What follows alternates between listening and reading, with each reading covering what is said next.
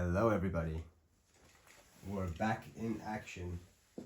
It has been some time away from YouTube video tutorials. Just been too busy, family life, stringing, other projects happening in the life of Pro String. But anyway, it's a racket I have been waiting some time for it to come in, and actually the condition it's in is just unbelievable. It's obviously not been used almost at all in a very long time, and the person, the client, actually I think is Italian, and had them brought over from Italy. As you can see, it is the Head Prestige Classic 2.0. It is the original. Beautiful racket. I love everything about it. The two-piece grommet system has some scuffs here, but I mean, just a beautiful racket in all.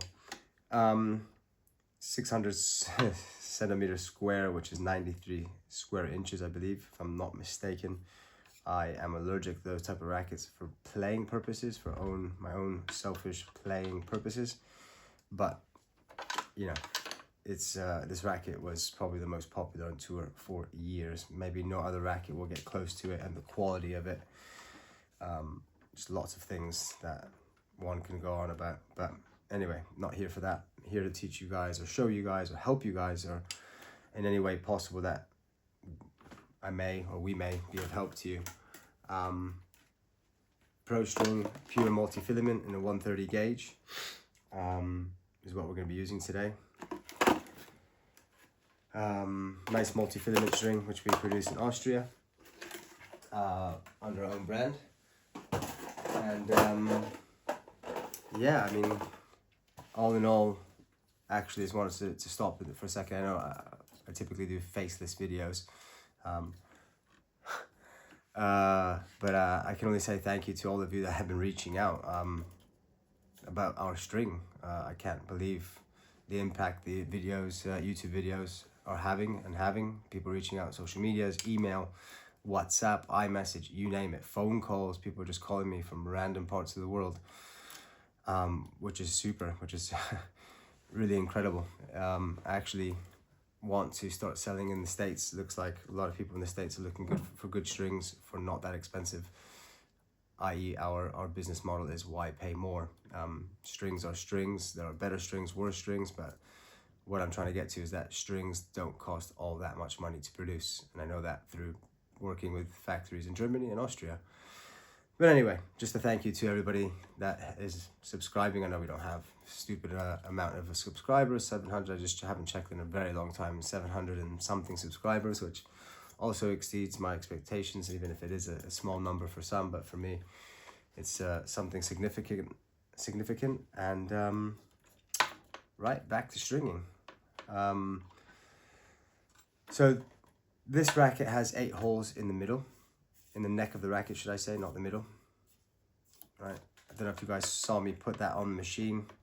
There is no hard twisting. As soon as it stops, you're pretty much stopping there. You're not being forceful with it. Okay, maybe there you go. Right, so there you go. That's on nicely. And it has 8 holes. I'm going to show you guys actually what this goes for most rackets. I think it's only the Wilson Shift that has 10 holes at the bottom, so 5 loops. So if I were to start from here, as you guys can see, that just does not work. Just to make a small example. So I've taught quite a few people how to string recently as well. I'm currently teaching another guy, a young man who's going to string with us here and there whenever we need a backup stringer. He does some tennis coaching actually as well. But anyway, long story short, as you saw, that doesn't work. You need to start from the bottom when there's 8 holes, 4 loops. All right, guys. So we go there. We are going to do a 4-knot job. In other words, some people call it 2 pieces, which is exactly the same. 4 knots is a 2-piece stringing job. Okay, he wants 26 kg, 26 kilos, which is 57.2 pounds. Yes, I know that by memory. So, as you've seen, I've placed my first middle strings to each side, and it is an 18-20 stringing pattern, so therefore I need 8 more strings And the way I do it, as most other professional stringers will do it, is counting this way. 1, 2, 3, 4, 5, 6, 7, 8. Now we pull through from the rest of the reel, pull back a little bit because I've got too much. Leave myself a nice little generous amount, not too much, but enough. And then you grab the rest of the reel, the string that's still attached to the reel, let's say, one way of saying it, pull your fingers through, and there you go. You've now got an easy, simple way of measuring one side of your mains to the other. Voila. Where do we clamp? Not down here, up here, right? Only one string at a time, religiously. A lot of people say, oh, why don't you use the starting clamp? I could use the starting clamp. I don't need to. These clamps are very good. I don't ever have any issues with the string. As this is also very key. On a good machine as the Wilson Bayardo original, because there's two different Wilson Bayardos. You have the light, which is actually just not even 2 meters away behind my tripod. I have another machine for our other stringers, which I have another one, I have 3 Bayardos. The other one's at the other workshop. Anyway, very important. You just saw, right, see the wheel. If I open or close the wheel, which I'm not going to do, not necessary, but you can, there's a couple ways of doing it. You can close it like that, move it, or just move it, depending on the clamp. It should just close nicely. There should be no force. There should not be really much effort. But then again, if you go to the other side with not enough, then it will slip. So typically, if you're doing a good job, which I know how my machine works and so on, I don't have the need to be able to use the other clamp. Some people would use it religiously for natural gut, for example, but again, I don't either. Call me crazy if you want. Some of you professional stringers that might stumble across this, all good. You can call me crazy, that's all right. I accept, I know I am a little bit crazy. But anyway, as you can see, I wish I had got a glass of water. Oops, what have I got? Didn't come well prepared for that, did I? But anyway, 3 to each side, as you would see with all my other videos. I think there's over 100 now, which I kind of got a bit obsessed with doing them a year ago or so, July 2024. And again, as all my other videos, you're always going to string evenly. 3, 3, 3, 3. When you go to 3 to 6, it doesn't matter which way you do it, as long as you're doing 3, 3, 3, stringing symmetrically. This way, the frame, the racket in itself, goes through the least amount of stress possible. That's fine. You want to be a cowboy, go for it, eat your heart out. You still got to do the same amount of strings. It doesn't cost you any more, any less to take your time even and just go 3 and 3 and 3 and 3. And then if it's a 16, 19 or 16, whatever, 16 mains, then you just do 3, 3, and then 2, which is 8. But in this case, you're going 3, 3, 3, 3, 3, 3, which is 9 to each side, yeah? Beautiful racket, can't get over it. I love it. I would never, ever, ever think about using it.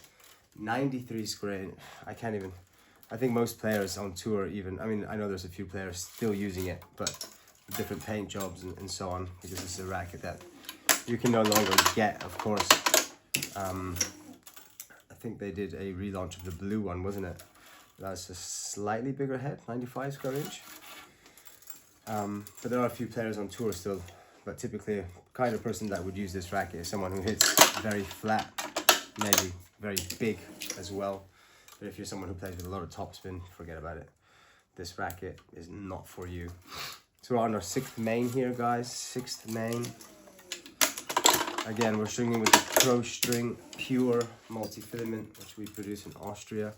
Funny enough, as this racket was produced in Austria. If you put 2 and 2 together, you may know where we make our string. But I'm not giving it all away.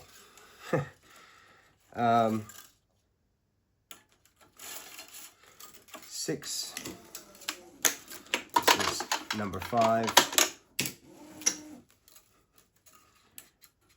If you've made it this far, give us a little thumbs up. I'm thinking about doing a live session one day and trying to answer people's questions and whatnot. I'm old school, guys. I'm old school. Instagram, I don't know, I've got 700-800 followers as well. Just don't do anything with it. Maybe I should do more with it. But ultimately, just too busy. Too many things going on. So as you can see, 7. Right, guys, I'm going to make this for dummies. Video for dummies. Don't take any offense. Don't take it personal. 1, 2, 3, 4, 5, 6, 7. You skip your 8th hole, literally. Right, as you saw, I count to 7. Skip, then your 8th main. Same thing at the top.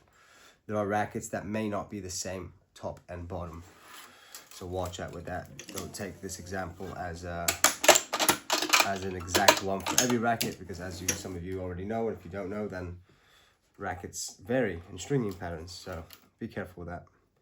And here's our last main to one of the sides. I've upped my tension to 20% extra.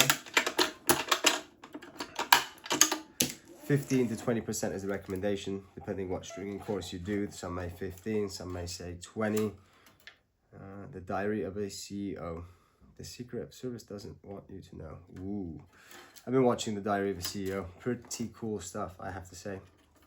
May or may not be for you guys, but I need something to watch. Oh my god, TV here on the wall. If not, I will lose my mind. Standing in here stringing racket after racket after racket. I did a Parnell now, guys, sorry for not slowing down there. I will do it a little bit slower this time. Richard Parnell. Parnell knot. Notoriously a world-renowned stringer who now runs his own stringing courses and so on. He left ERSA some time ago. He's like the, I don't know, how would you say it? He is the man. So about my tension again, always up your tension 15 to 20%, guys, on your last string.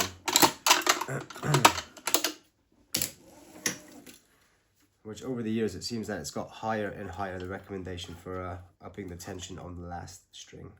Guys, you find always your nearest shared hole, nearest anchor string. Anchor string is where you're going to anchor onto, in other words, tie your knot. Down, around, single, simple knot.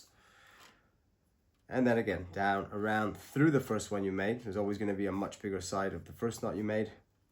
And then very recently I've been teaching a few people back-to-back personal courses. By the way, I do them online now as well. I do video support, and I'll spend as much time as you need and so on for stringing with a one-time payment, unlimited support. Anyway, as you can see, I've made, so this actual loop that I'm making here, we're going to go back down, around, through the first knot. Yeah, not on that side, but you're going to make sure it comes back through towards you. Clamp, starting clamp, sorry. Give it a nice pull, don't go crazy. And again, that is the Parnell knot. Cut your knot short, for crying out loud. There is nothing that annoys me more than seeing a stringing job where it's like almost coming out of the frame, catches onto clothing, it catches onto your finger. Poor, that's typically a sign of poor work straight away. So if you're ever looking to see if the stringer, if you don't know too much about stringing and you want to know if the stringer's done a good job, that's one way of checking, is what do their knots look like? Are they really long? Is it soft on the end string? Can you move them once the racket's fully strung, and so on? Small little tips, that way you can know as well if your stringer is doing a good job. 8 lengths of a racket for 1820 in this case, yeah? 1, 2, 3, 4, 5, 6, 7, 8. That's it, 8, and I'm going to stop there. Snip, good tool to have. Angle cutter, slight angle. Not just a normal cutter, which I actually have on the other machine. They work okay, but it's always better to have a slight angle, typically. Another Parnell knot, starting knot, but it's also finishing knots, starting knot. Same knot, different name, because we're finishing off, we're starting. Simple as. All right, guys, give it a little pull, that's it. The machine will take care of the rest. There is no need to add lots of effort, pressure on your starting knots, regardless the racket, regardless anything. It won't slip. So, and a lot of people, when I'm teaching, oh, where do I start, up or down? I get stuck on this. I'm like, well, where do you think? They stand there and they think hard and long about it. You can start anywhere. It is the first string. It doesn't matter. No importa. It doesn't matter. That's another thing I need to start doing is Spanish videos. That would be cool, wouldn't it? I would do it in any other language I know, but I don't know other languages. Bilingual in Spanish and English. As you can see, you guys see how I'm moving my right hand up and down. Why do you think that is?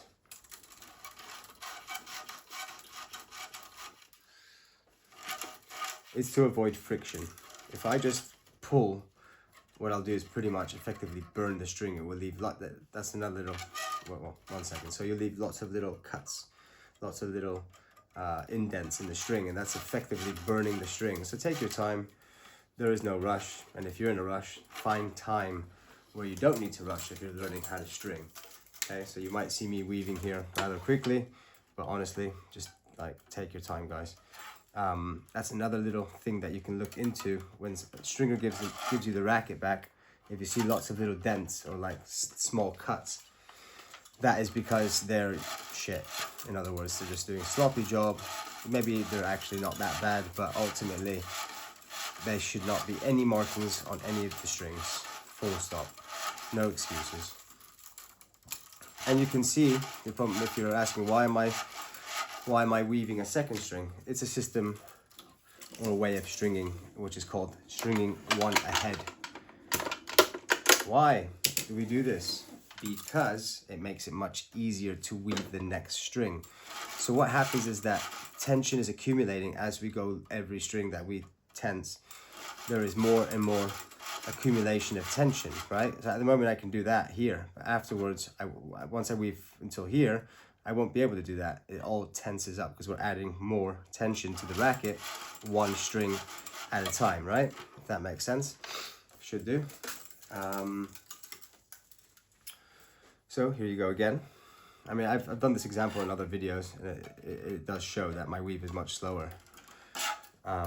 Not because I'm doing it on purpose, because there's no point in me doing that, but because it is slower. So again, you know, if the stringer comes back with lots of little indents, that's because he's burnt your string, and that can break very quickly. So another little tip there for you guys, even if you don't string. Yeah.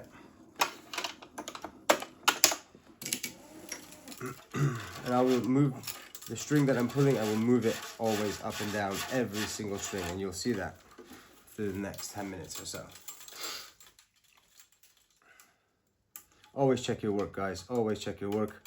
So the next weave is always opposite. So then after your first string, like I said, it doesn't matter where you start. Your second one, of course, it matters where you start. It has to always be the exact opposite to your top string.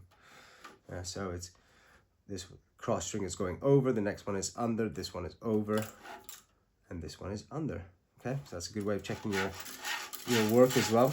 Another way to check if your weave is correct normally works, but if you have more than one mistake, it may correct itself and may look correct, but it's not. So wherever if it's under, or let me show you here, over, if it's over, the cross string is over the main, it must finish under. As you can see here, just to make sure you guys can see properly, because I don't have my camera on reverse angle or selfie mode. Over, you guys can see that's over, and over here is under, right? So always opposites. I would have been done this racket, by the way, if it wasn't for the video. What are you guys doing to me? What am I doing to myself? It's not even about followers, it's about sharing my love back to the stringing community. For those who may not have the money to learn or whatever it might be, and they want to self-teach themselves, which is a very common thing these days, people self-teaching them in all kinds of things. It's always recommendable to have a good guide, someone who can guide you, even if it is for a little bit of money. I know somebody that went to do a course the other day. I've taught him how to string already. Taught himself, came to me to brush up. I don't give an exact certification or whatever. I mean, I'm very old school, very old school. To me, if you know how to do the job properly, hat off, go do your thing. I don't need a piece of paper for someone to say I can do something or not. Do I need it to go get a job afterwards? I guess so. Well, saying that, I've had plenty of jobs as a stringer, as a tennis coach. I have my certifications, but I show them what I can do, and that's it. No one really asks me X, Y, or Z. It seems that at the moment it's not making a little click. So with the Prestige, as you can see, is a very closed grommet, which I love as well, because then there's no scrapes. It's only on the bumper or the head guard.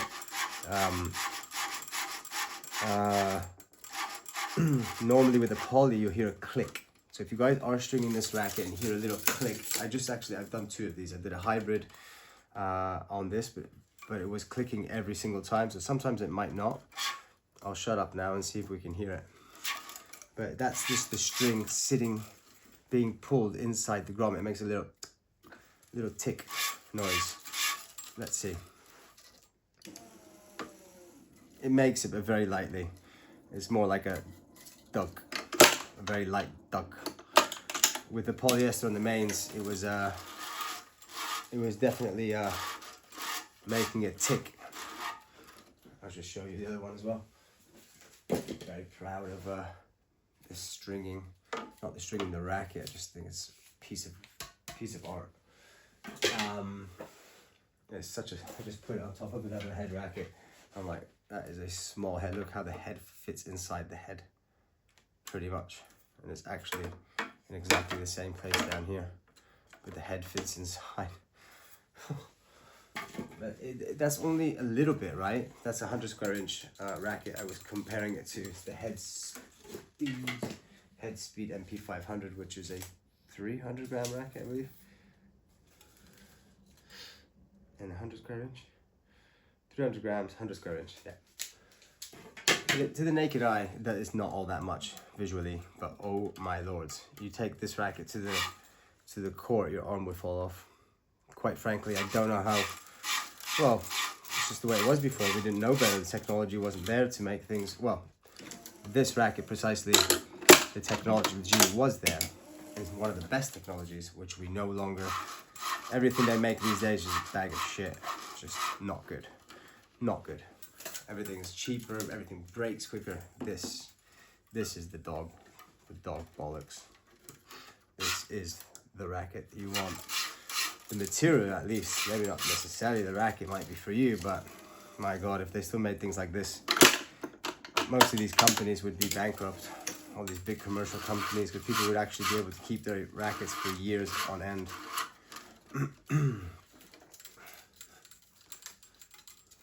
Piece of work, piece of art, honestly. If you have one, keep it as a collector item. Don't even sell it. They don't make rackets like this anymore.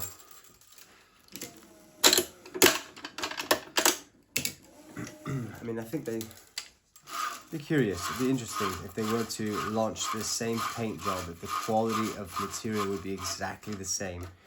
I wonder. You'd like to think so, right?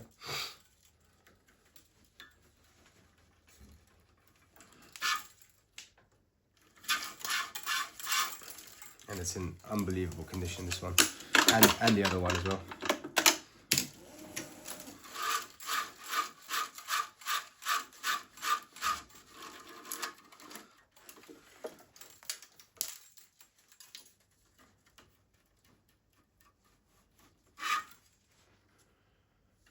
So it's actually, weaving on this racket is not easy. Small head, as I've said, and 18-20 stringing pattern. It's tough. If you're starting to learn how to string, don't choose an 18-20. Do yourself a favor. Do a few rackets first and then get yourself an 1820. And preferably, again, if you're starting out, 1820 on a 100 square inch, maybe a 98. If you must, then, and you have one of these laying around and it happens to be a coincidence that you're learning how to string, well, by all means, go for it. Eat your heart out. But yeah, not advisable. Don't try this at home, kind of thing.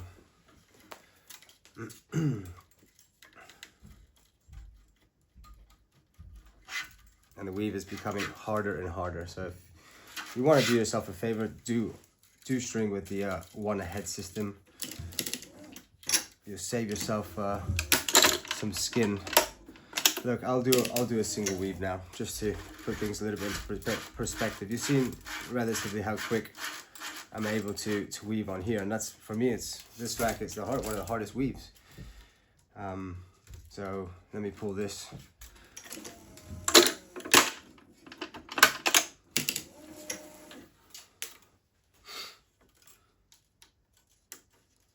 Okay, here we go. Whoa.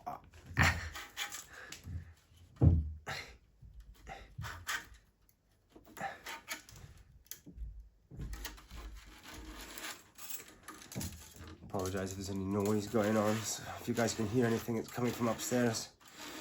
Yes, within my house. As you saw, yeah, I'm not playing with that though. I'm not doing that. Forget it. You can forget it. Yeah. If you think I'm doing it on purpose, then you're nuts. You're crazier than I am.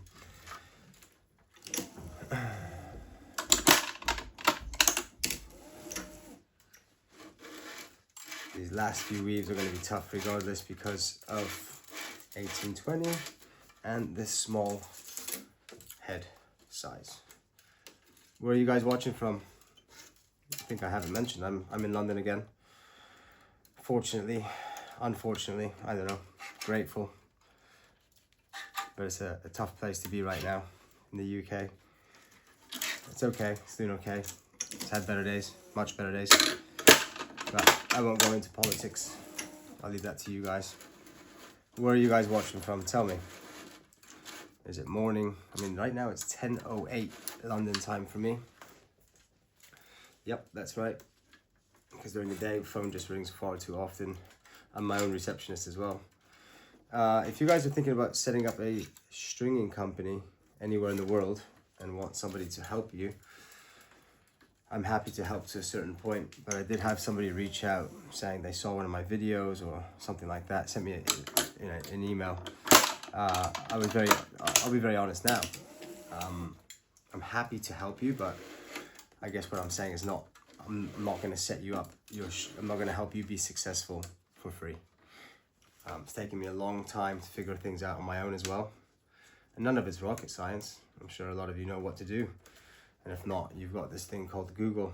And even better, which is the scarier thing these days, it's called AI. That's, don't know how I feel about that. Well, I do. I don't know. I think, I hope stringing is gonna be okay. My end over here is a bit blunt, so I'm just gonna cut myself a nice sharp edge. Let's see if we don't need anything else. Before using the awl, and awl, A-W-L, is this. Try to avoid using them all together, just for when you really, really can't get through. See, just need a little push. Sometimes the string's a bit slippery and you can't get a good hold on it with your fingers. Very important tool. Again, angle. Why angle pliers? Because you can get into little tricky positions. Not that you can't with normal pair of pliers, but I have them somewhere. I don't use them. Yeah, you can get into everywhere with this. Everywhere. Guys, we're coming to the end of another Pro String video. I hope this has been helpful. It's a very old school racket. It's not something you're going to pick off the shelf anymore and then get home and go, oh, how do I string this racket? Clearly not. But hey, that's what I'm trying to do, is share love. Maybe you guys can as well by just pressing the subscribe button. I feel weird saying that. Like, you watch all these people that have millions of subscribers. Excuse me. And yeah, obviously they're doing it for money. I'm not saying I wouldn't like to. Of course we'd all like to make a little bit extra from something that you're doing anyway. Okay, I'm doing it at a much slower rate. Chatting to myself, talking to myself, ultimately talking to any of you watching. I've upped my tension just in case, but you don't see what's going on from here probably. My tension, head tension that pulls the string, and my whole dashboard here for the machine in itself. Oh dear, guys. Parnell now under, over, under, and up and through, and then again under, through, and through.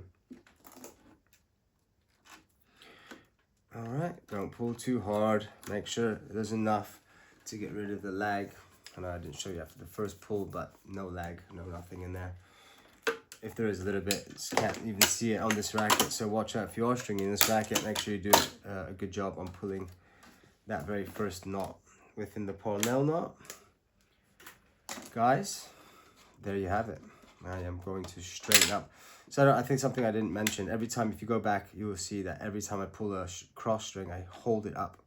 I want my finishing job to look nice and straight, or at least as straight as possible. Now I'm just going to do some very minimal straightening.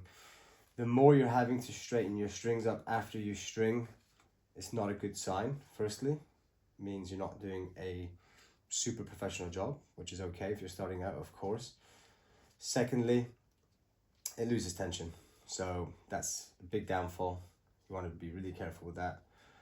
And yeah, there you go, just minimal. Because the stringing pattern on this is so tight. The mains, even straighten up your last couple of mains to each side.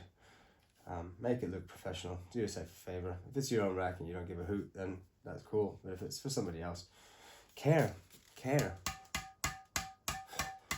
Who plays at 26 kilos on a Prestige like this? It's unbelievable.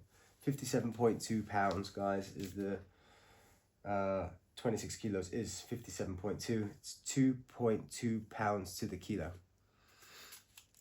There you have it one more time. I mean, this racket super deserves it. The Head, designed in Austria, and I'm pretty sure it's made in Austria as well. Guys, ladies, gentlemen, whatever you may want to call yourself these days, he, she, they. Why am I going into this? Anyway, take care of yourselves. Have a blessed day, week, whatever you're doing, wherever you are in the world. Take care of yourself. Be good to yourself. String a lot of rackets. Play a lot of tennis. Do sports, even if it's not tennis. Very important. All right, guys. Take care of yourselves. Much love. Thanks for tuning in. Ciao, ciao.